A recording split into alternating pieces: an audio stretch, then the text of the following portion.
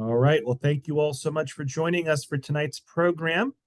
We're going to do armchair travel to, let me see if I get this right. Cartagena? Cartagena. Cartagena. Cartagena. Okay. And I'll be talking about that in more detail in just a There you minute. go. Okay. So we're taking a visit to the South American port of Cartagena, Colombia, which captivates visitors with its rich history, vibrant culture, and stunning Caribbean charm. This well-preserved colonial architecture of the walled city, coupled with lively plazas and colorful streets, creates a unique atmosphere. From historic sites like Castillo San Felipe to the lively local markets, Cartagena offers an unforgettable experience. So this, I should have practiced this before we went live. Sorry for the mispronunciations. So this program is led by the traveling librarian, Jeff Klapes. I think I got that right. Yeah.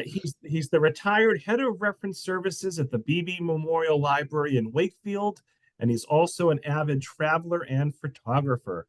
And Jeff, as I mentioned, this program is sponsored by the Friends of the Library. So all 125 of us who are watching live, and also those that will watch the recording, let's give a big virtual round of applause to Jeff for joining us here tonight. And Jeff, you can take it away. Thanks so much. Thanks, Robert. And thanks for having me back again. It's nice to see such a big crowd again. Um, I think for those of you who are in Massachusetts, I hope you enjoy tonight's program in particular because we're having miserable weather tonight and tomorrow. We're getting a winter storm that I don't think any of us were really quite expecting. It's either rain or snow, depending on where you are, but it's cold and lousy. So I hope you're going to enjoy going somewhere tropical and Caribbean, at least virtually. So I'm going to share my screen and we'll get started right away. As Robert said, as always, you know how these programs work. Feel free to pop questions into the Q&A, and I will keep an eye on those as we go through the program. And if I can answer them along the way, I will. Otherwise, at the end of the program, we'll catch up with anything that we might have missed. So let's get going. Get my pointer. This is a trip that I did very recently, actually, just in January. And I have to say the only reason I did it is because I found an incredibly cheap fare. It was $2.99 round trip from Boston to Cartagena. So I thought, it's January, I want to get away. Let's just go somewhere. So I went down for about 5 days, which was a perfect amount of time to see the city and do a couple of side trips. From Boston, it's only about 5 hours or so. If you fly via Miami, there's no direct flights. At least from here. Obviously, it depends on where you are in the country. But to put it on the map, Colombia, which you can see here, is the only country in South America that has both Atlantic and Pacific coasts. There's about 52 million people, mostly in the cities, as you might imagine. And it's probably also, as you can guess, named after Christopher Columbus. Originally, much of the region in the north of what is now South America, including Panama, was called Colombia until various different areas broke off and became independent, mostly in the 19th century. As of 1886, the only part of that region that still had Columbus's name attached to it was the modern nation that we call Colombia. It's just divided into two pretty clear geographic parts: the mountains, which are the very northern reaches of the Andes chain, and also the flat part in here, which is the northern reaches of the Amazon interior. The other major places to visit in the country, which I did not do on this particular trip, but I would love to go back, are the capital, which is Bogota in the mountains, also Medellin and Cali. The three major cities besides Cartagena, which is on the coast.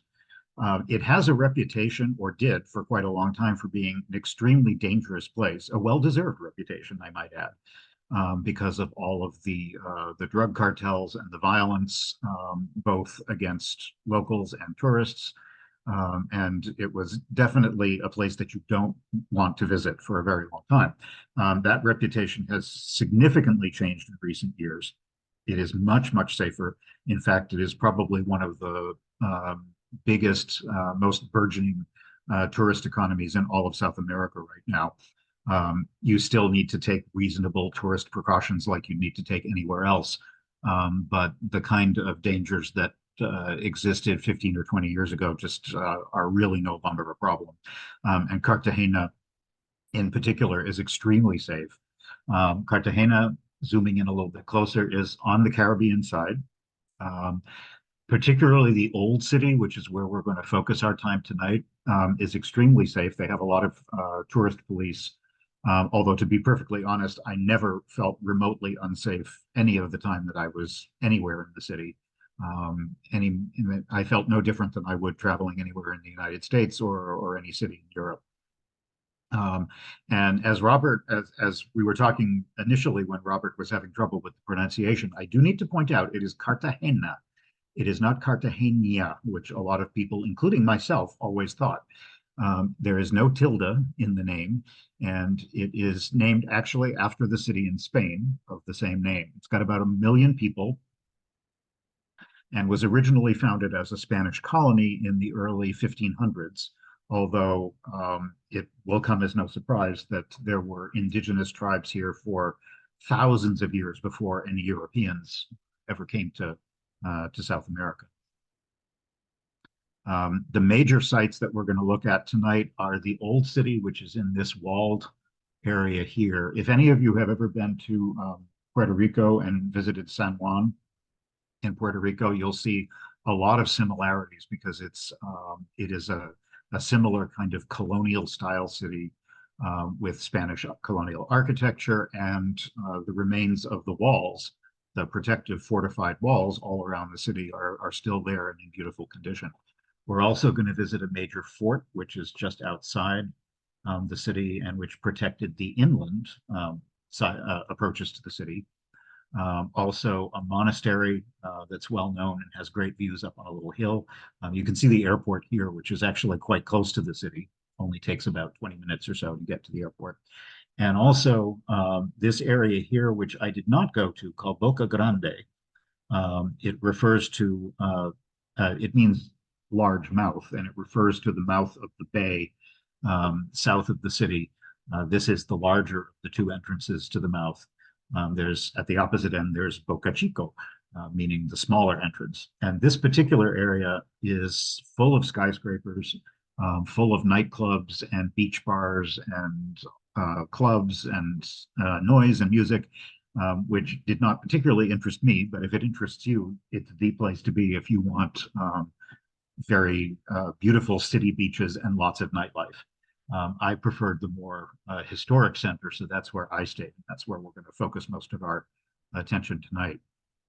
Here's a clear view, satellite view of the old city. You can see here, and it's totally surrounded by walls, which we will see in a minute. And it is a World Heritage Site, UNESCO World Heritage Site now as well. And this is a model of what we were just looking at a second ago, the exact same location, but about 400 years earlier, after the city and the port had been fortified with walls and castles and revetments all the way around the city. A good part of this open water area has since been filled in, although the bay, there's still quite a large bay around the city. It was during this time period in the 1600s that Cartagena became a major port for slave markets, as well as the Inquisition, the Spanish Inquisition, which lasted for about 200 years in the New World, and Cartagena was one of the main ports. We'll talk about that more later because there's a very good museum about that you'll want to visit if you go. The traffic is insane, so you definitely don't want to be renting a car. It's an extremely pedestrian-friendly city. It's very flat in the historic city, and it has a grid pattern, so it's very hard to get lost. The streets have great street life. It's, as I said, it's very safe. There's tons of restaurants and shops and museums. So if you go, don't even think about having any kind of transportation other than your feet or possibly a taxi. There are taxis that are very inexpensive, that if you want to go a little further out, you can easily get from one place to another. Um, just as an example of how crazy the traffic can get, in the middle of this was on the way to the airport, um, and I don't know why these teenagers were pushing carts full of old toilets around, but that's what happens when you're traveling. I also thought this was kind of funny. Of course, it's very hot there. Uh, it's not on the equator, but it's getting pretty close to the equator. So there are not really distinct seasons in Cartagena the way you'd see in other places. It tends to be pretty hot, pretty humid most of the year. There's a couple of time periods where you'll get slightly more rain and it's slightly drier. But in general, the weather is going to be in at least the 80s, and it's very humid for most of the year and very hot. When I was there, it was between 90 and 95 degrees, which in January was lovely. But even for 5 days, it was about as much heat as I wanted to deal with. Um, but I thought this was kind of funny because, of course, here in the United States, you can buy very expensive silvery things to put on your windshield to keep your car from getting hot. Um, in Colombia, they just use a piece of cardboard, and if somebody steals your piece of cardboard, you get another piece of cardboard. This was the street, and in fact, this is my hotel here. The city, as I said, is very easily navigated because of its grid plan, and the architecture is just gorgeous. There's color, there's the typical colonial style with balconies like you can see here, plants, bougainvillea dripping over all of the balconies. It's just a beautiful city. My hotel, which was very affordable, only about 75 US dollars, which had a private bathroom, air conditioning, and a delicious homemade breakfast, was only about 75 US dollars. You can spend a lot more if you want. And certainly Cartagena is more expensive than the mountain cities like Bogota and Medellin. It's very touristy and caters a lot to that. But by American standards, it's still pretty inexpensive for a vacation. Right now, there are about 4,000 Colombian pesos, which is the currency that they use to the dollar, which makes conversion a little difficult and kind of alarming when you go out for lunch and it costs you, 200,000 pesos for lunch. But as I said, it's a pretty cheap trip if you want to escape the winter. My hotel had this lovely courtyard with balconies, with lots of shade, very stylish bathrooms, and a little swimming pool where you could at least cool off during the day. And at the top, there was this wonderful roof terrace that had sunbeds. Um, I sat there a little bit, but it was way too hot to sit there for more than maybe half an hour at most before you had to get into the shade. And they did have a shady area with these nice curtains that allowed the breeze in but kept the sun out. So it was a delightful spot and right smack in the middle of the city.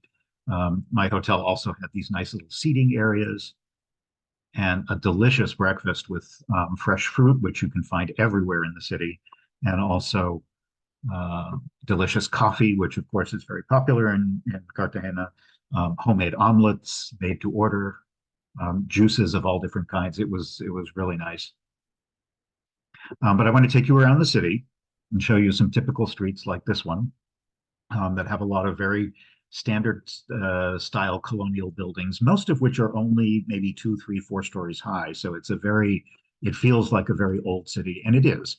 It's been much of it has been renovated, but not overly so. You don't really feel like you're in a completely Disneyfied version of a colonial city. There's a lot of street life with scads of pedestrians and lots of locals selling all kinds of local merchandise and fruit and street food. I'm going to point out in this photo on the right, you can see a couple of skyscrapers way off in the distance. And those are the beach, the stretch of beach that I mentioned earlier called Boca Grande. And you can see those looming over the old city in the distance. much of the surrounding walls and the bastions that were built starting in mostly in the 17th century, roughly. And most of them are still there and in excellent condition. So you can actually stroll all the way around the city, almost all the way around at least. And the views are wonderful, especially at sunset because the city faces west.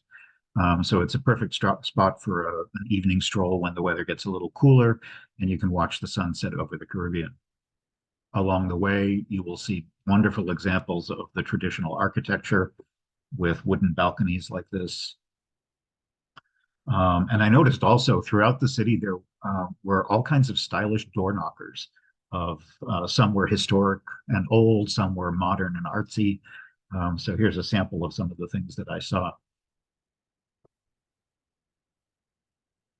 Looking north from the walls to the Caribbean Sea, you can see a lot of the resemblance to Puerto Rico, as I mentioned before. If you've been there, it has a very similar feel to it with the same style of Spanish colonial fortresses.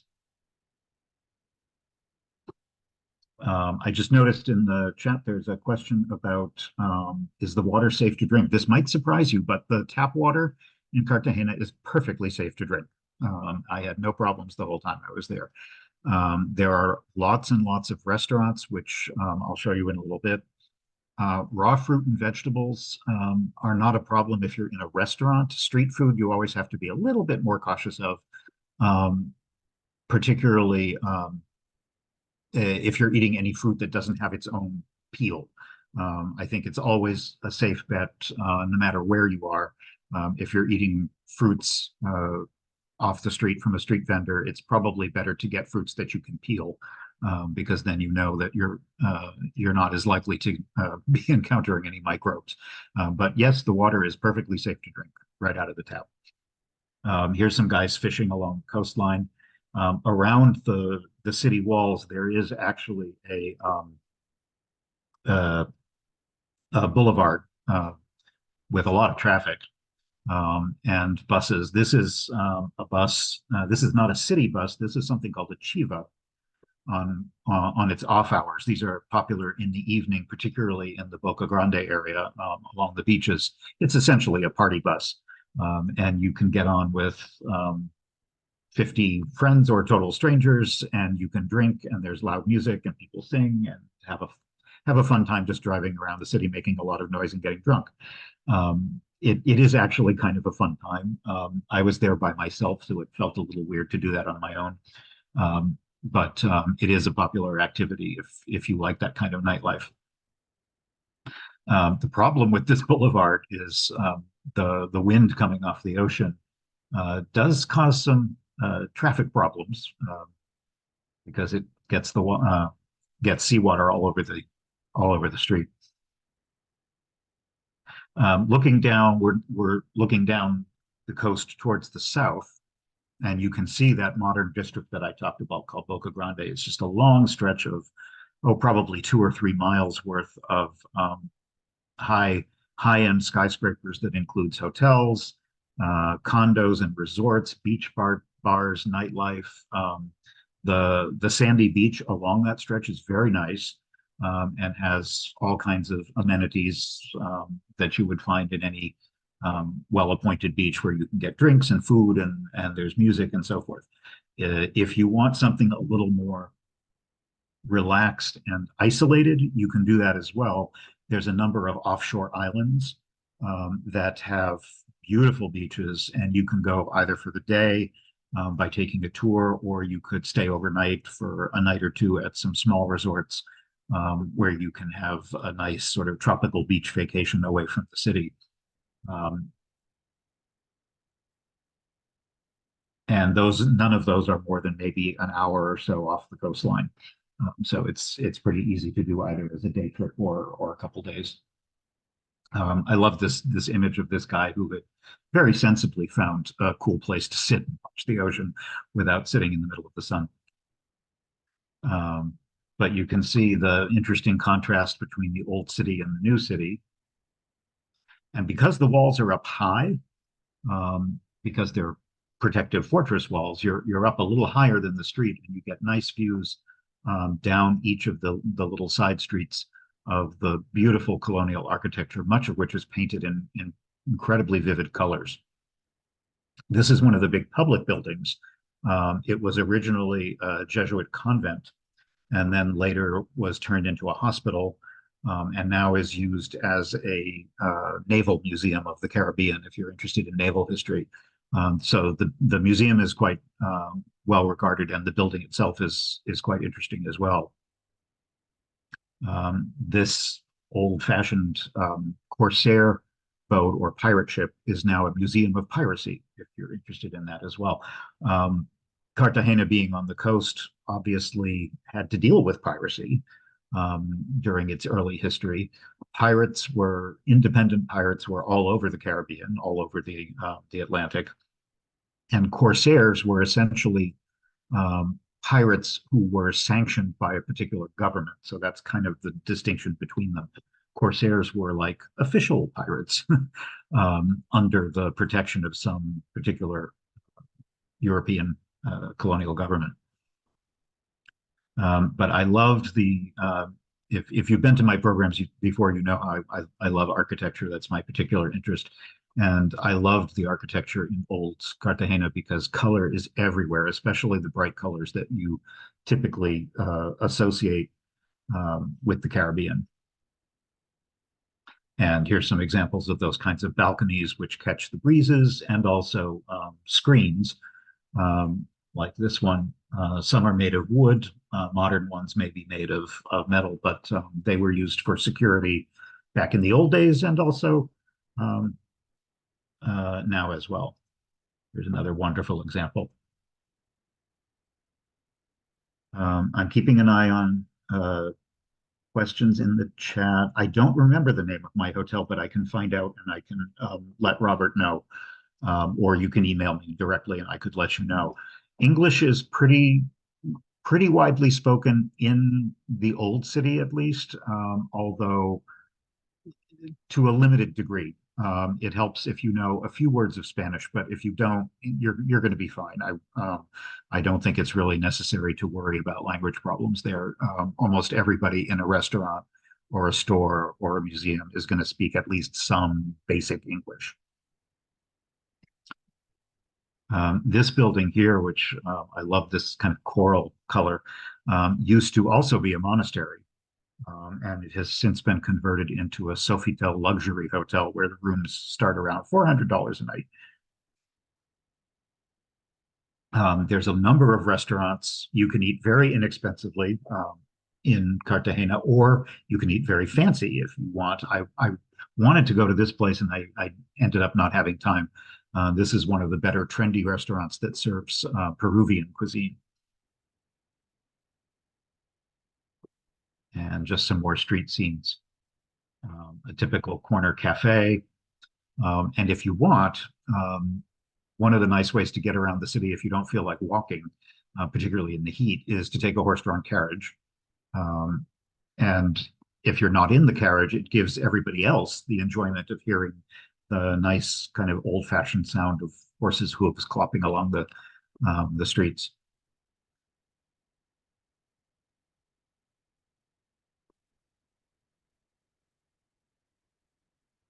One thing that I did see pretty much everywhere, and this is because as nice as the city is, it's very touristy. I have to say that it's extremely touristy. And you will find these sort of Carmen Miranda women everywhere, hoping that you will pay for a photograph. Carmen Miranda actually was Brazilian, but you get the idea. They're dressed in these traditional costumes. They all have the same outfit. They're all walking around with fruit on their heads. And it's kind of, the first couple of times you see them, it's amusing, but after a while you realize they're on every street corner, and basically they're hoping that you will want to have your photograph taken with them and give them a little bit of money. But you really cannot walk more than a couple blocks in the city without seeing them in their bright outfits. But I want to show you a couple of the actual monuments that are worth visiting. If for no other reason than to get out of the heat and get inside to some air conditioning. These are the towers and the dome of the sanctuary of San Pedro Calver. which is one of the major sites in the center of the old town, and it was a Jesuit monastery. He's now sainted. He arrived in 1610, and he worked in the city for about 40 years, trying to help the enslaved population at the time. This is the front of the building. Because the city has all these narrow little streets, sometimes you can't actually see the beautiful domes of some of the churches until you get a little bit further away. This is the facade presiding over the plaza. The inside of the church is actually kind of simple, very austere, but very moving. The saint himself is buried under this altar off in the back. And you can explore the church. It has a very calm, peaceful kind of beauty to it. In addition to the church, there's an attached museum, which is excellent. It's more or less a history of religious art, as well as some modern art, and also a history of the saint and his life, and the history of the church and his involvement in trying to help the enslaved people in South America. But it's a very nice museum, and most of the places that you might visit in Cartagena, the museums, the shops, things like that, none of them have very expensive admissions, no more than a few American dollars at most. This particular place had a number of rooms that had been preserved from the 17th century. And in the back is a wonderful, cool garden, very serene place for contemplation and quiet, just to get away from the hubbub of the streets outside. These fancy buildings across the street are on the opposite side of the plaza, and to the right, kind of behind it, is what is now a contemporary art museum showing art of the Caribbean area. The center of the city, or the old city at least, is called Parque de Bolivar, which has a statue of Simón de Bolívar, the Venezuelan soldier who led revolutions against the Spanish colonials in South America. So the park is beautiful, shaded. Here's his statue. So it's a nice, cool respite from the heat, but also there's always something going on. Music, dancing, all kinds of stuff going on, as well as cool drinks, fresh fruit, street food, and so forth. It also has a very nice view of the tower of the cathedral, which we'll see in just a moment. Surrounding this plaza are a number of the most important sites in the city, one of which is the cathedral. Technically, this is called the Catedral de Santa Catalina de Alejandria. And it has this gorgeous tower. It was built in the late 16th century, and inside it has a monumental gilded wooden altar, which was installed about 100 years later. The interior is very, very impressive, particularly the wooden ceiling that you can see on the top, as well as the paintings and mosaics along the top as well. Here's the side entrance. The tiled scenes here are from mostly Old Testament scenes. Very Spanish style to it. And with the exception of some refurbishment that they did on the tower, most of the church really is about as original as it was when it was first built, which is kind of nice. Although one interesting historical tidbit about this church is that while it was still under construction in the late 1500s, it was attacked by none other than Sir Francis Drake from England, who had arrived in Cartagena with more than 20 ships and about 3,000 or so men. And they destroyed much of the city and did a significant amount of damage to the cathedral that was under construction. But the locals paid him off, and he left after only about 6 weeks and never came back. So they were able to finish the cathedral after that. Tucked in behind is this interesting statue of Pope John Paul II, who came to visit Cartagena along with some other countries in Central and South America in 1986.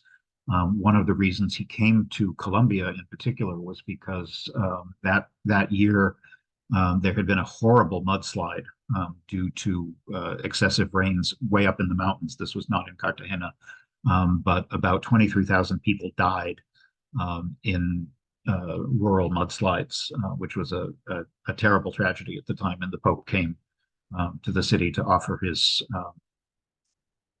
support and condolences. Some other buildings around this central square, this colonial one, looks out onto the plaza and is now used for the Geographic Institute of Colombia. There's also a couple of banks, very impressive buildings around the square. This is the National Bank, the public library, named for Bartolome Calvo. He was one of the early presidents of the district before Colombia became an independent country. Bartolome Calvo was a major politician back then, and this building was built in 1907 as the public library. And probably the most famous museum in the whole city is called the Palace of the Inquisition, which you can see here with its monumental doorway looking out onto the plaza. The building was built in the 18th century and was the center of the Inquisition in the New World, along with two other cities, Mexico City and Lima in Peru. Those three cities were really the focus of the Inquisition, which lasted not as long in the New World as it did in Europe. But the building is a very impressive building to visit, as well as having a superb museum about the history of the Inquisition and the history of the city and so forth. Hundreds of heretics were condemned and tortured or killed over that 2-century period right here in this building. Now you can just walk in as a tourist through the massive entrance doors.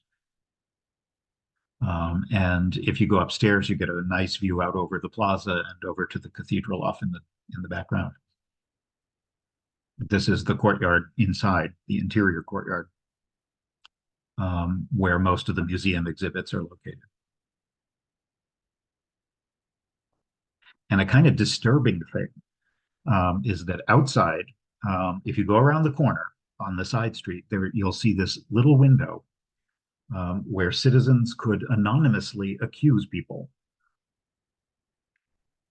to the Inquisition. So if you were having a dispute with your neighbor or someone you were involved with in business or who knows what, or a family member, this was a place where you could go and cause them some trouble. On the opposite side of this Bolivar Square is a museum called the Museum of Zenu Gold, which is not very large. And I actually like smaller museums because you don't feel overwhelmed and you feel like you can actually give them attention without getting tired. The name refers to one of the tribes that was here in the area in pre-European times. And it has some excellent exhibits on pre-Columbian art, artifacts, the history and agriculture and lifestyle, so forth, of the tribes that lived in the area before the Europeans arrived. There was a lot of gold, of course, in South America. So there are amazing displays of different gold artifacts, jewelry, household items, funerary objects, things like that. These are some examples of old clay flutes that were in the shape of fish. And there's even a room I found just mesmerizing. There's a room where you can just sit and listen to recordings of old traditional songs played on these instruments. Right next door is another little museum, which is technically a store. So it doesn't cost anything to go in. But it's a museum about emeralds. And emeralds, you may not know this, but Colombia is the second largest producer in the world after Brazil. of emeralds. And this store, there's a number of places all over the city where you can shop for emeralds. But this particular one actually has a pretty nice little museum that talks about the history of emerald mining in the country and has examples of different kinds of emeralds, different qualities of emeralds, so that you can see examples around the world, understand how they were mined, how they are processed and turned into jewelry. There are all different types and qualities. Brazil actually produces more in terms of quantity, but Colombia is considered to have higher quality emeralds. So here you can see some raw emeralds. And then, of course, at the end, you can shop their extensive collection of pretty much nothing but emerald jewelry. Plenty to choose from in a lot of different price ranges. A lot of it is extremely expensive, but some of it isn't, and it depends on whether you're looking for something that's, you know how jewelry is. It depends. I'm not really much into jewelry, but I tried this one on. And this little emerald ring was only 4,000 US dollars, so I did not purchase it.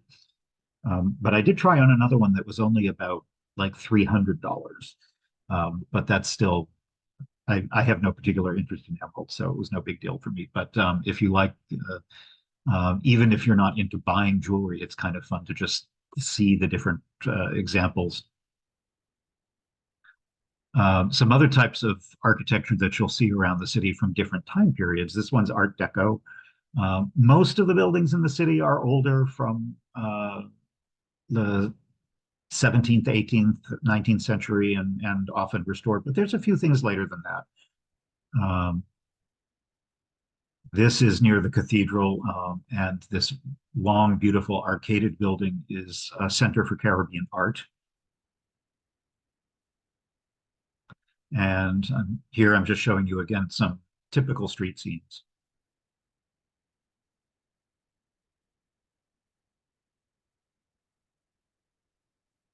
The balconies, as you can imagine, are very sensible in the climate, because they allow you to hang laundry out on them. They allow you to go outside and have breezes come in through the second floor, whatever breezes there happen to be. Even though most places that you stay these days would be air conditioned. Another big thing to buy is jewelry, different kinds of crafts and stuff on the street, and hats. I'm not a hat person, but I kind of wish I was, because I liked these hats. This is a local bus. It may remind you of the party bus that I showed you earlier, but it is not. It is actually just a part of the local transit system, which is very inexpensive and a good way to get around if you want to go outside of the old historic city.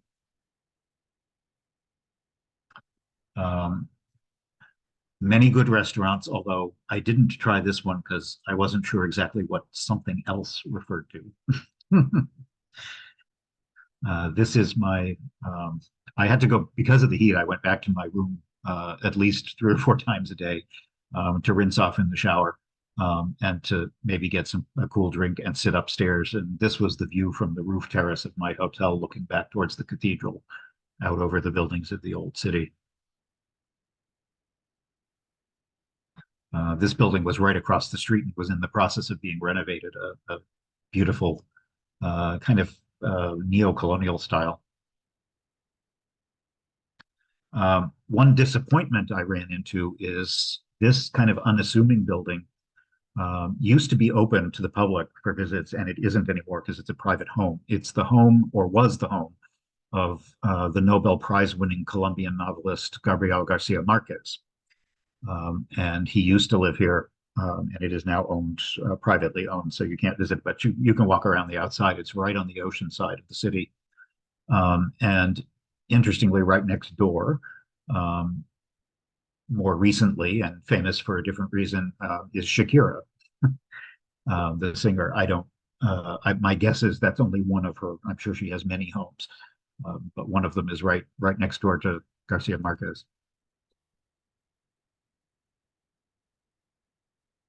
There's a number of very nice neighborhoods to explore in the old city. If you go up to the northeast, this one is called San Diego.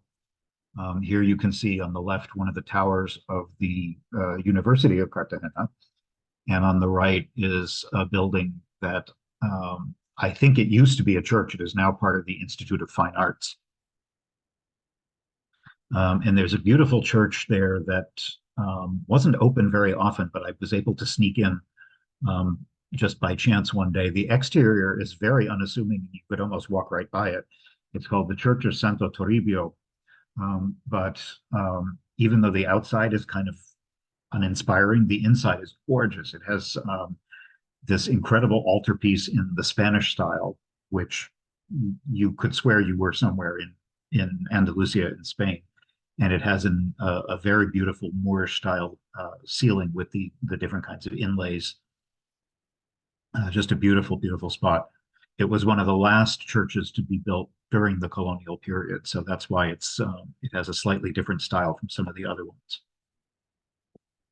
And should you be in the market to have disco balls delivered, this is your guy. Or on the other hand, if you want to denounce any of your neighbors, you can follow the Calle de la Inquisición and go all the way back to the museum in the center of town. I ate in a couple of really nice restaurants. I love ceviche. I don't know if you do, but there are great restaurants in all different price ranges. I ended up eating twice at this restaurant because I liked it so much. They serve almost nothing but ceviche, and it was delicious. Here you can see some fresh ceviche on the left, some of the best I've ever had, along with kind of an open face sandwich that's shrimp and coconut sauce, and a mojito, one of the better mojitos I've had. And actually, this is probably the first of at least 2 or 3 mojitos. And for dessert, I had just some ice cream with some candied local fruits. I don't even remember what kind they were.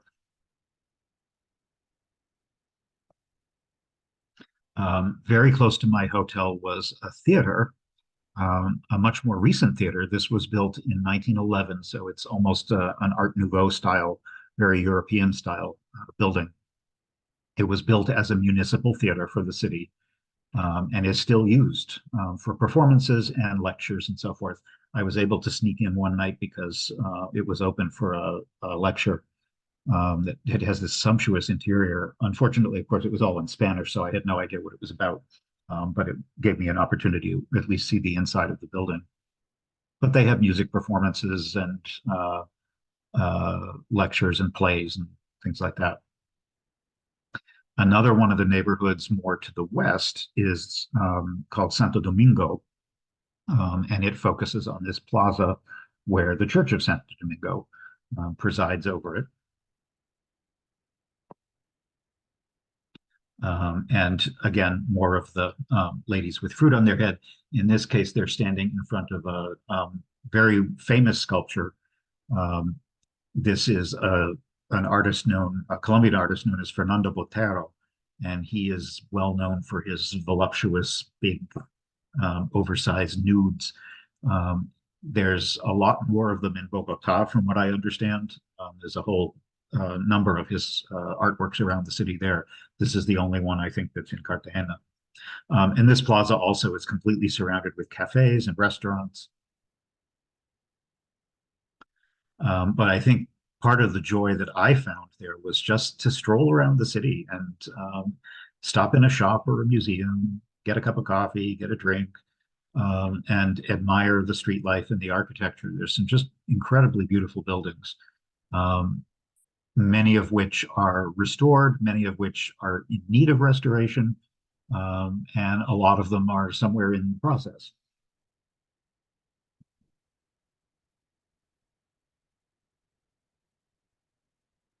Another way to get around downtown, in addition to the horse-drawn carriages, you can take a tour of the city in these classic 50s convertibles. which I think are more associated with Cuba and Havana, but they've adopted it here in Cartagena as well. Um, I did not take one, but it is another kind of fun way to get around the city. The problem, of course, is that cars from that era are so large that many of them had trouble turning the corners on these very narrow streets, and they caused a lot of traffic jams. But it was fun for the pedestrians.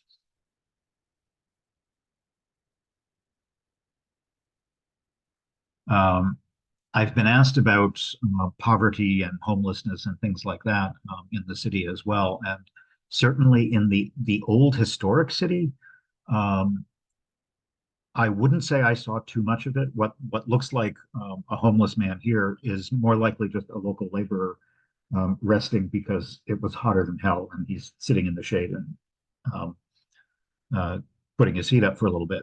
Obviously, Colombia is has severe poverty problems. It's gone down in recent years. At one point, it was as high as I think 35%, and it's gone down a little bit in the last decade or so. Um, in the old city, you don't see as much of it because it really is so focused on tourism. Um, as soon as you leave the old city and move into the more residential parts where your average Cartagenan lives, it's a little bit different. Um, but uh, I think one of the biggest problems in Colombia today, as in many parts of the world, including to some degree our own country, is inequality. There are extremely wealthy people in Colombia and extremely poor people in Colombia. Um, the biggest problems I think occur when those two populations live in close proximity to each other. And in at least from what I saw in Cartagena, this is just one person's experience on a short trip.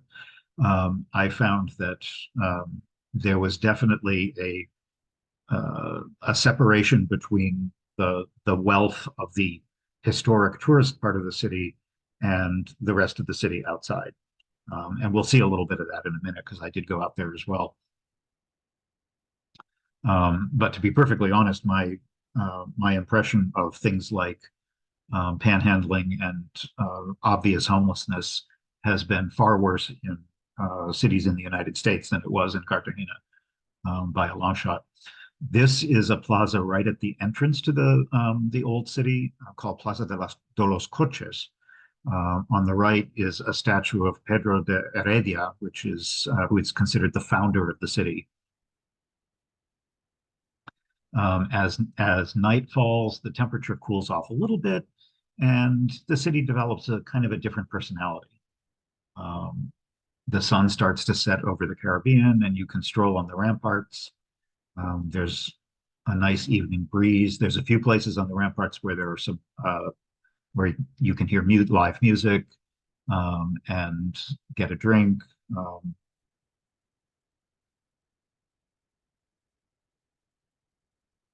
And you can watch the lights come on over the walls if you look out south to Boca Grande, where all the city lights are. And within the old city itself, many of the monuments are lit up, like the cathedral, the art center, and just a lot of streets, side streets. And there's everyone comes out to go out and have drinks and take a stroll, and there's a very wonderful, warm colonial feel.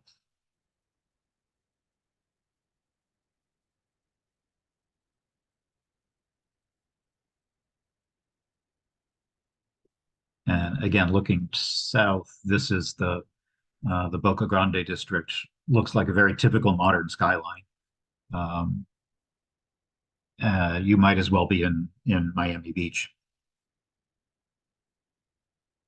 I treated myself one night to a fancy dinner on at a restaurant that is known for sort of Caribbean Peruvian fusion cuisine, and they had a really nice roof terrace with a view of the cathedral tower. You might not immediately recognize what these are. They're actually crab cakes. Seafood, as you might guess, is extremely popular in most of the restaurants because there's fresh seafood coming in all the time from the Caribbean. And yes, I had to have a mojito. the first of several. This was my dinner, which looks like dessert, but it's not. These are actually fish, kind of caramelized fish with, um, I think this was crispy kale, and this was, I forget exactly what kind of vegetable it was. It was a starchy, almost like a pureed yam, but it wasn't a yam, with spices and stuff. Really delicious. Um, Back at that Plaza de las Coches, the entrance to the city, there's a nice clock tower. And this is kind of considered the main entrance to the old city. It used to be a slave market back in the old days and was renamed in the 19th century when it became a very popular place for carriages to pick up and drop people off because the old city has such narrow streets. It was easier to just drop people off at the entrance and then you walk from there. And now it's a major focal point for the historic city. Now you get dropped off in air-conditioned motor coaches from the airport instead of horse-drawn carriages.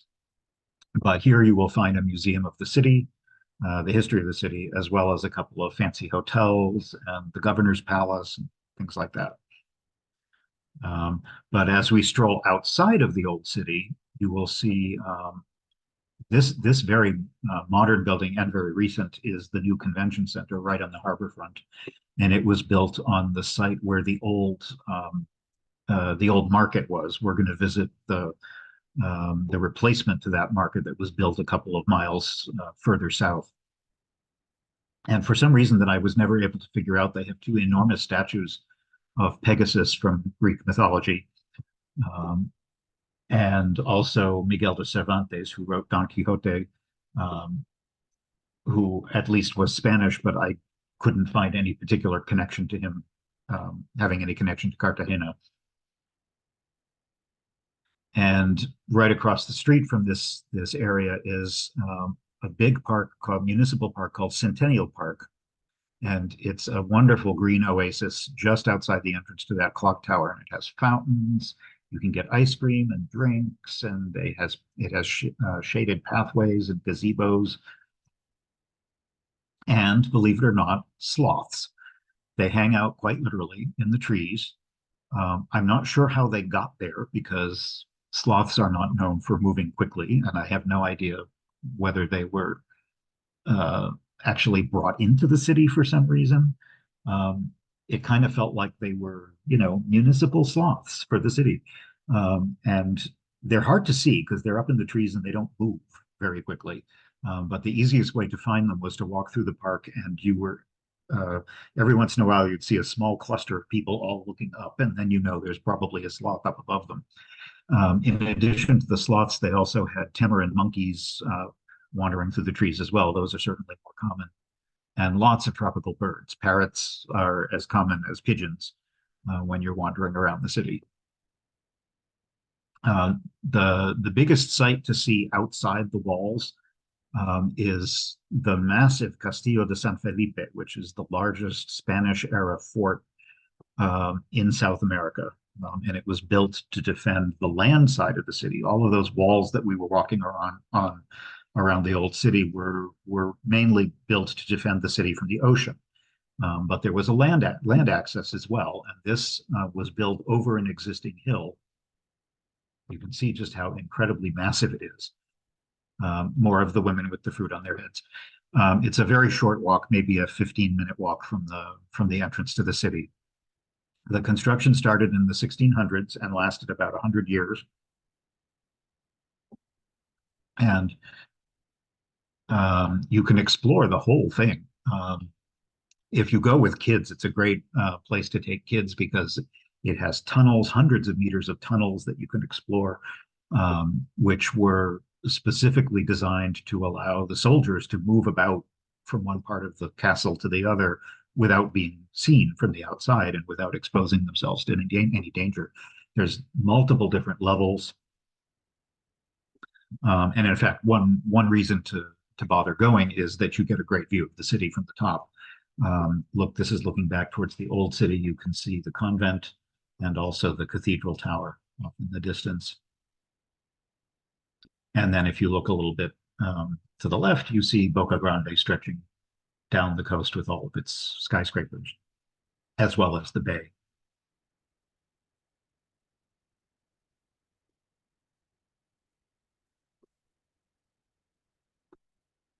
Fortunately, at the top, there is also a cafe, so if it's really hot, you can have a snack and have something to drink and sit in the shade. The building way off in the distance, we're going to visit a little bit later. This is the monastery I referred to at the very beginning that's on the highest point near the city. So the view from there, the monastery is quite pretty, but the view is even more spectacular from up there.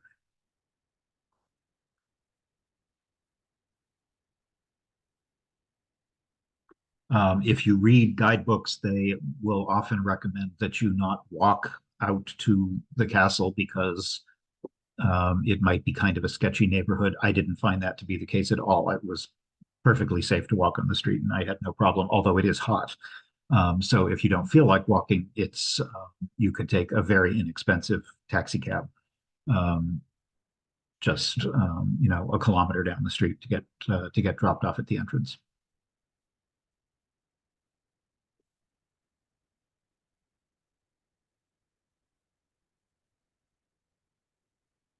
This is looking back to the castle from the old city across the bay. You can see the incredible size of the castle here, and then off in the distance, the monastery.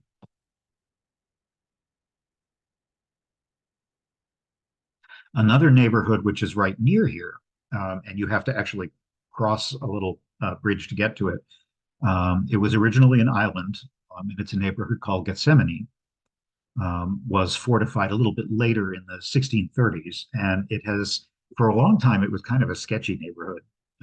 But in recent years, it has become much more vibrant, kind of a hipster neighborhood. So it has funky guest houses and hostels and great nightlife and cafes. And it's perfectly safe now too, both day and night. There's all kinds of things to see, and it's very well known for its street art. Um, you could call this graffiti, but this is way more than graffiti. Whole streets are filled with the most incredible artworks in different styles by different artists. Bogota, which is probably next on my list if I go back to Colombia, is also known for having even more incredible street art like this. This is a smaller version of it, but on almost every street in the Gethsemane neighborhood, you will find this kind of artwork.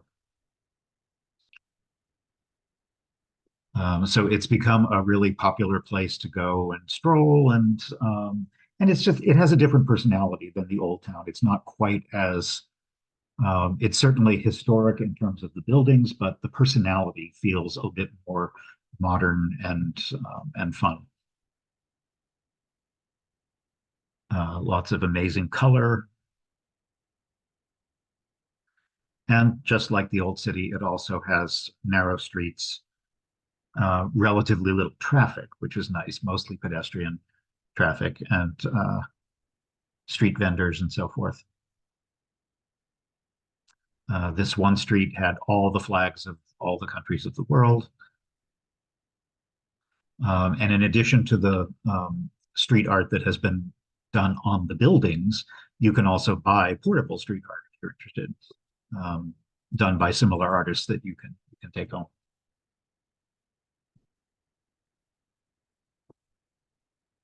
Color is absolutely everywhere in the city. Um, this is a fairly well-known cafe. Unfortunately, it was closed because it doesn't open until later in the afternoon than when I was there. But it actually has these painted butterflies.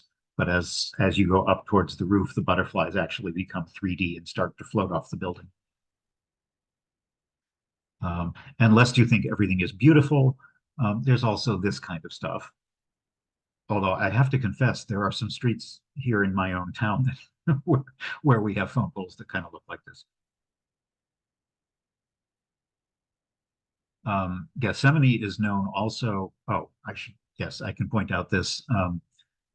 I took a picture of this house because I thought, oh, I'm sure they joke about this being the Barbie house. And then not long after, I saw what was the closest thing I've seen on vacation to actual Barbie. I don't know if she lives there or not. I will say she was this outfit was fairly unusual even in Cartagena.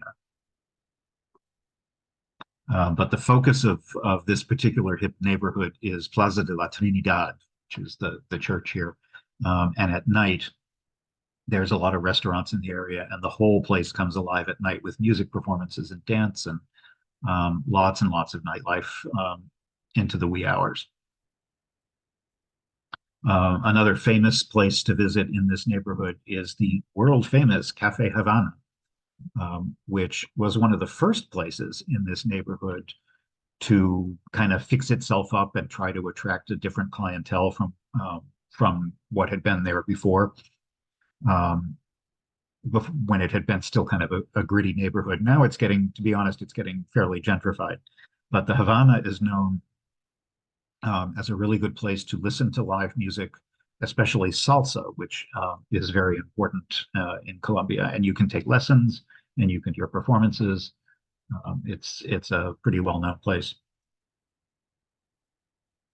I also took a little side trip just a couple miles out of the center city into the totally non-touristed part of Cartagena, because there was a famous market there, the market that used to be close to the center and was since moved a little further away when they built the convention center.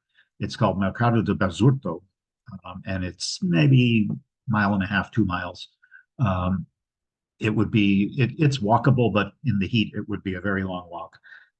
It's also a neighborhood that the guidebooks will recommend that you not go as a tourist because it's supposedly unsafe. I suppose that's wise advice, but again, like I said, I never felt remotely unsafe in any of these neighborhoods. But I did end up going with a tour guide to this place just because I found a really good tour, and there were only 4 of us on the tour, which made it even nicer. He was a young guy, maybe 20 years old, from that neighborhood. And it was great because he was a fount of information about the history of the neighborhood and the history of the market and all the different kinds of fruits and vegetables. So as much as I would have enjoyed wandering on my own, it was actually fun and educational to have someone who really knew the answers to all of your questions. And it also enabled us to try out some of the food in the market that it would not have been a good idea for me to do on my own, because I wouldn't have been able to judge where is a safe place to get stuff that's clean and so forth. And the way that you can get there from the park where the sloths are, you can hop a bus line. Cartagena has built this nice, they have dedicated bus lanes. These aren't trams, they're just regular city buses, but they have dedicated lanes.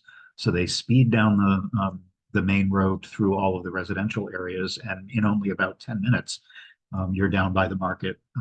And they have a electronic card system. It's a very efficient, modern system. And if you've traveled anywhere in the world, elsewhere in South America or Africa or Southeast Asia, you've probably been to markets like this that are just kind of overwhelming. Probably not for the faint of heart. There are definitely not a lot of tourists here because this is a market that is far from the tourist path, and it's really where the locals go to get their food, their fruits, their vegetables, meat, fish, spices, and also clothes, household goods, all that kind of stuff. It's right under the monastery, which we'll visit in a little bit. And fortunately, because we had this great guide with us, he was able to pick out a whole bunch of different kinds of local fruits, most of which I can't remember, but we were able to taste them and try them out and see what the differences are. Some of these, I wish I could remember which ones were which. Maracuya, there's something called tree tomatoes, which I think are these things here that actually look kind of like a Roma tomato, except they're orange. And they're very sweet. They have the consistency and the skin of a tomato, but they're and the pulp, but they're very sweet. They make delicious juice out of them. They also eat guavas, papayas. What else? That's what comes to mind. And it's just an endless maze, block after block after block, of different. Oh, these are those fruits. They really look almost like Roma tomatoes, but they're not. And you could easily get lost. These are passion fruits, I believe. And of course, plantains are everywhere. Plantains are related to bananas, but they're not quite as sweet, and they're often used as a starch. Uh, they're not as often eaten fresh the way you would with a banana. They're more likely cooked. They're often fried or mashed, but they're a staple in the area. But you can see it's definitely this is not the touristy part of town. But I wouldn't be afraid of it, and particularly if you can find a tour guide who can explain things to you, I think it's a great experience if you like markets. Um, the residential neighborhood near the market is kind of nice. Here's another Barbie house, and this woman, who is also carrying fruit on her head, is not interested in having tourists take her picture. She is actually taking those to the market to sell. And a very impressive bit of street art that we saw, and I would have either missed this entirely or not known the significance, but our guide told us the story of it. This is a mural about slavery, showing hair maps, and if you Google it, you can find some interesting stuff online about the history of this art form, which was done when Afro-Colombian slaves, and bear in mind that Colombia has a significant variety of different ethnic groups. There are descendants of African slaves, there are descendants of European Spanish, there are descendants of local tribes, but a number of the slaves learned how to braid their hair in such a way that they could, they essentially functioned as maps on their head, indicating rivers, roads, paths, mountains, and so forth to depict escape routes so that they could help each other find their way out of the city and escape into the countryside away from slavery. And this is an example here you can see. But if you look up online, there's a lot of interesting literature about it, and it's something I had never even knew existed. It was just fascinating and very moving. Here's a number of the other kinds of things that you can buy: old tote bag, old tires that have been turned into tote bags, more people just kind of hanging out, all kinds of different fruits and vegetables, palm leaves that are used to wrap up food so that you can eat it while walking down the street.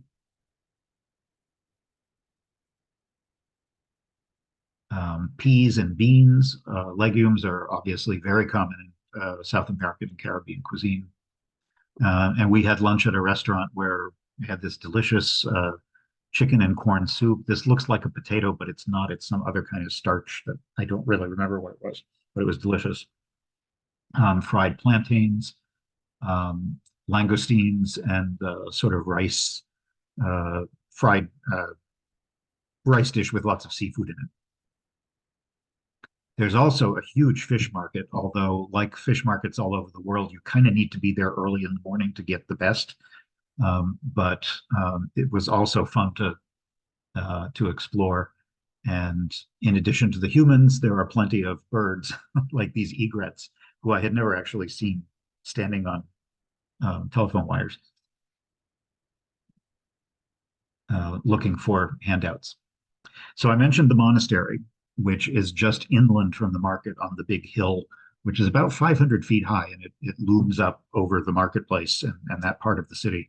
It's called La Popa, which has nothing to do with the Pope in Italy. It's actually from the Spanish word that refers to the stern of a ship, which it kind of resembles because it's up and is a big protective bluff that juts out over the city, and the view is spectacular.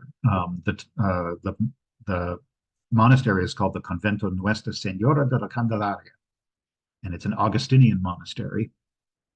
And there's a big festival that was occurring just after I left. I was there towards the end of January, and the very beginning of February is a major festival of the Candelaria.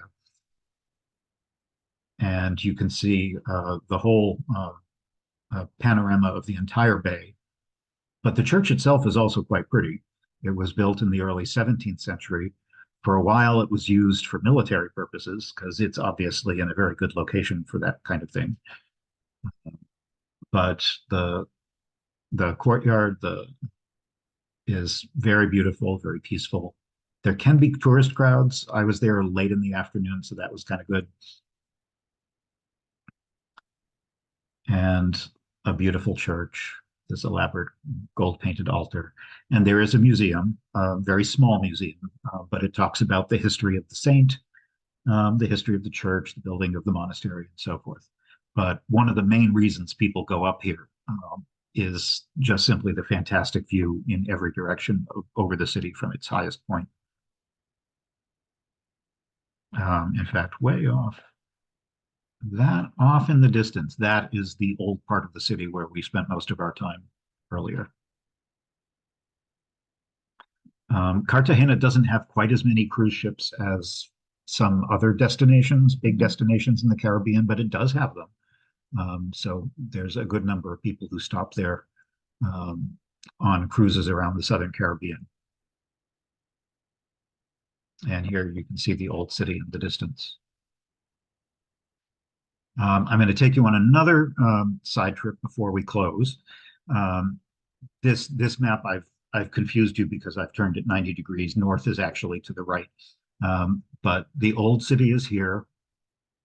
The market, the monastery, all of that stuff is right along here. Here you can see Boca Grande and Boca Chica, which is the other entrance to this huge harbor here. Much of the city spreads south along the bay. And this is where you will find container ships, cruise ships, a lot of other port activity down here. But if you go out onto this peninsula, I took a day trip. This is about an hour and a half by car, give or take, to the National Aviary, which is that's about 25 miles roughly.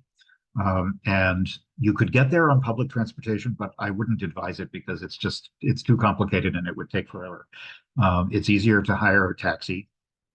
You can go on tours, which will also often take you to the aviary for part of the day and drop you at the beach for part of the day. I just took a cab to the aviary, where it is one of the premier aviaries in all of South America. It's on an island called Isla Baru, and it showcases primarily birds of South America, although a few others too. Colombia has incredibly diverse bird life. And in this park alone, there are about 150 different species. Peacocks obviously are wandering all over the place. But there's waterfowl. The park is divided into a number of different areas like jungle birds, desert birds, mountain birds, coastal birds, and so forth. And you can get very up close to them. You could easily, if you're into birds, presuming that, you could easily spend a good 3 hours there. This is a harpy eagle on the left, and some kookaburras, which are not from South America. They're actually from Australia, but it was nice to see them. And they have extensive aviaries full of lots of the little tropical birds with incredible colors. Lots of parrots and parakeets, which you will also see in the city. It's not unusual to see parakeets flying around, sitting on the top of telephone wires right downtown. And also plenty of waterfowl, which live natively along the coast. These are spoonbills. This actually is from the airport in Miami and has nothing to do with Colombia, but I really like this poster, which is a wonderful picture of a spoonbill heading right at you. This prehistoric looking thing is a Jabiru stork, and that big weird neck thing is something that he can inflate if he needs to, either to mate or to threaten you. I'm not sure which, maybe both. Plenty of flamingos. I should point out, if you didn't already know this, that the Spanish word for flamingo is flamenco, just like the dance.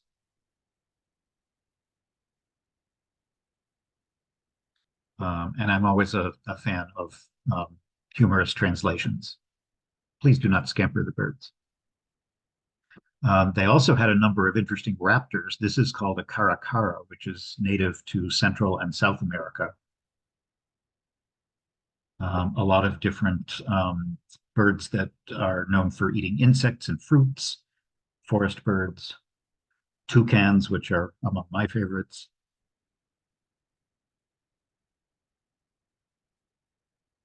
And this amazing bird looks kind of like a condor, and it's related to them. It's actually called a South American king vulture, and it does live in the Andes along with the South American Andean condor, and it's from the same family, although it's much smaller. But it was pretty impressive to see close up. Some kind of tropical jay and a bird woodpecker. There are plenty of lizards in the city as well as out. And this is a tiny little kestrel, barely bigger than a sparrow. And I tried to remember the name of this and couldn't, but it was some sort of nasty turkeyish kind of bird.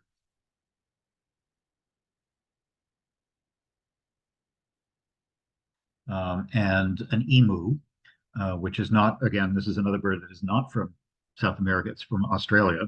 And I was kind of disappointed because South America has a version of this. It's a bird called, about the same size, called a rhea, which is another huge ostrich, emu-y kind of bird. And I don't know why they didn't have a rhea because that's from South America, but they had an emu.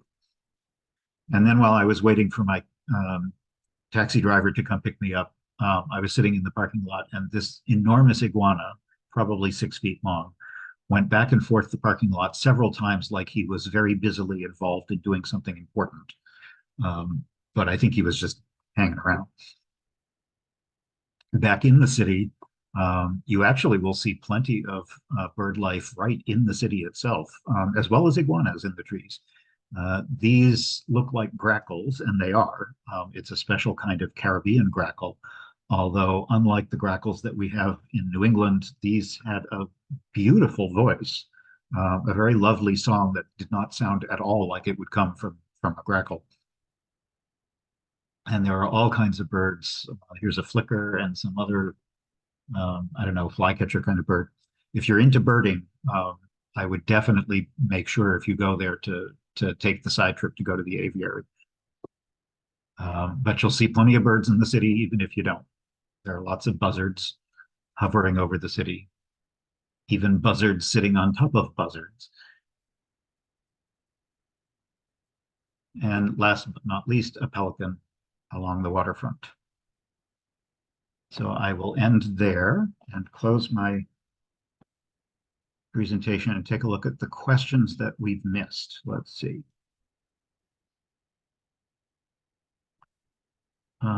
I answered the one about the water. How did I find the cheap airfare? I'm always keeping an eye out for airfares. I think I was just in the mood to go somewhere warm in January. And I don't know if you've used Google Flights has a handy thing where you can put in a date range, and if you don't actually have to have a particular destination, you can just say, I want to go somewhere between this date and that date, and look on the map, and Google will tell you what the prices are for different destinations. And I just happened to be looking in, warmer parts of the world.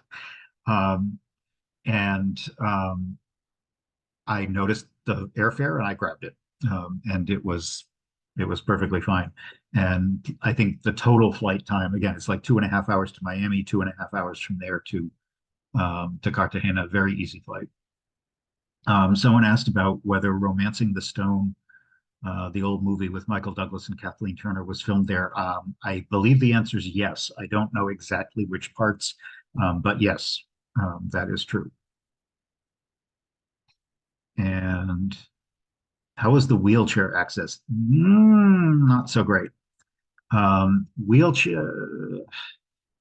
The the good thing about at least the old city of Cartagena is that it's pretty flat, but there are curbs and there's a lot of cobblestones.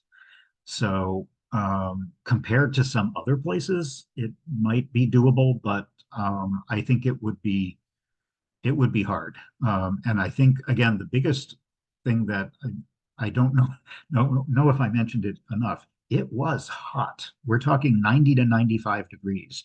So for anybody, regardless of your ability or your age, that kind of temperature and that humidity is very draining. So you would want to make sure that you're always carrying water, you have comfortable shoes, and you can get back to your hotel every now and then to just take a load off and and rest a little bit.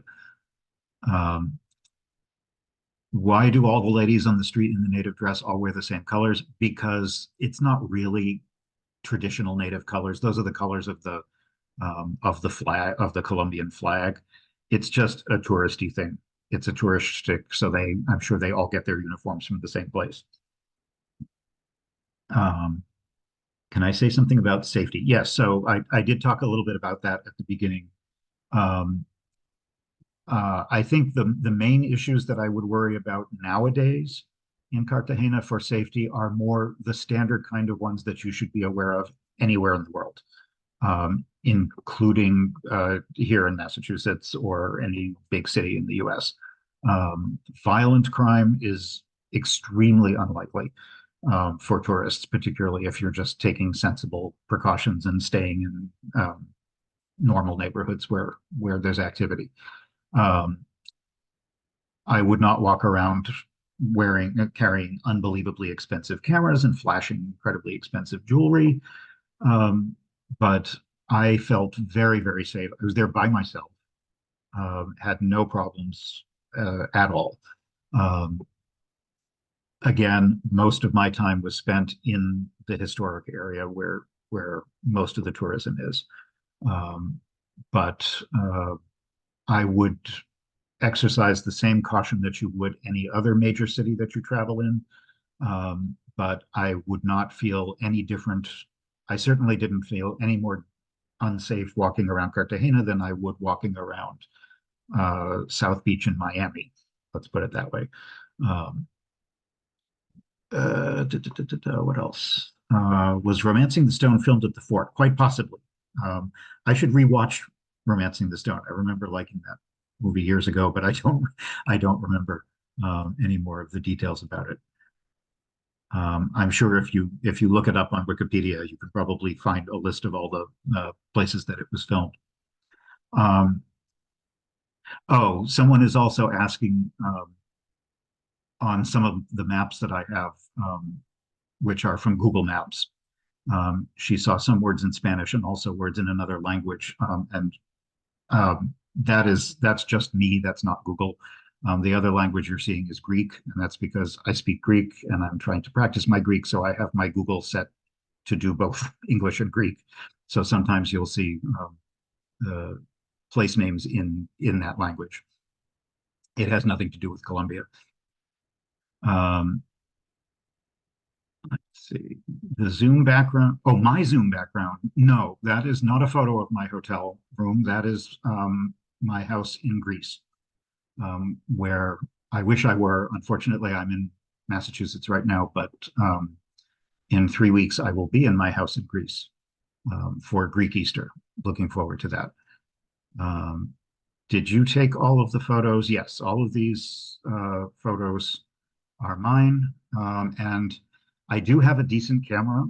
And I think just because I didn't want to be carrying a fancy camera around, and because it was hot and I just didn't want to deal with it.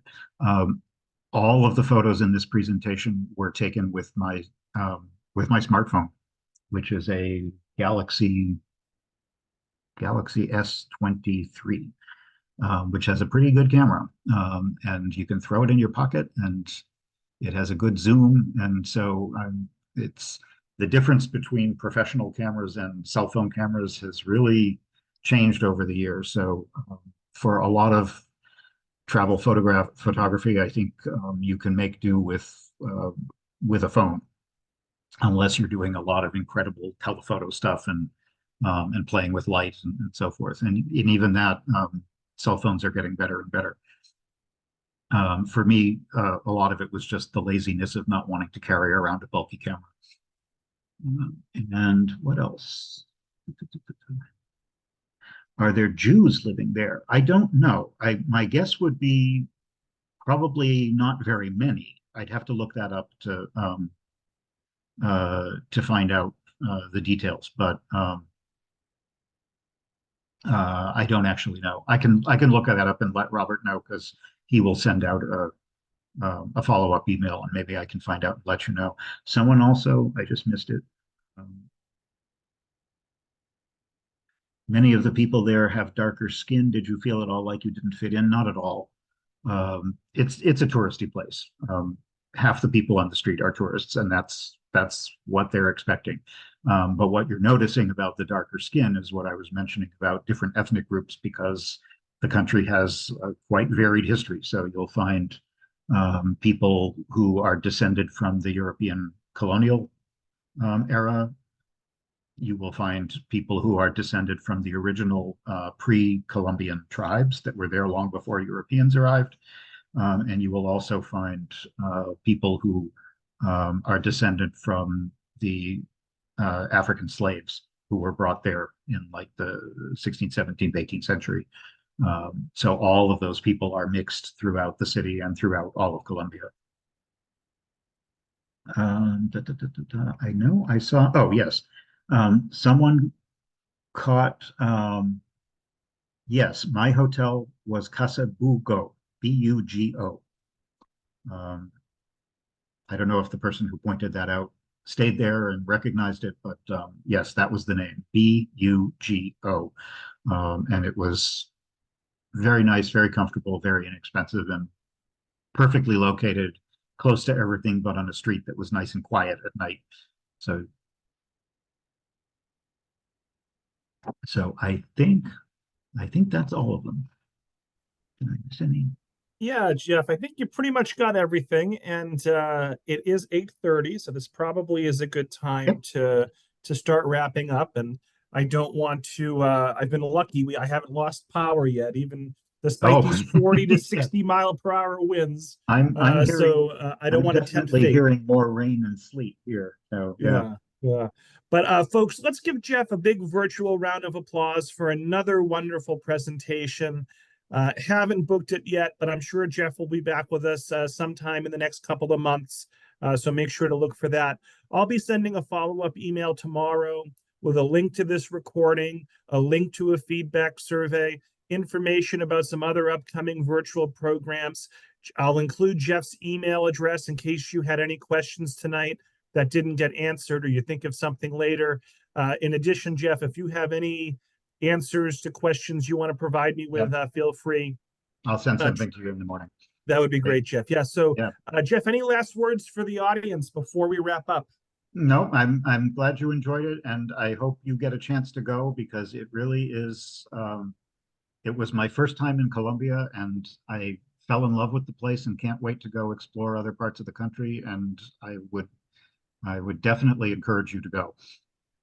Yeah, great. Excellent. Well, thank you so much, Jeff. I hope you have a great night. Thanks I for hope having everyone me. watching has a great night. Yeah, Yeah. you're the Good best. night, Thank everybody. you. Bye-bye.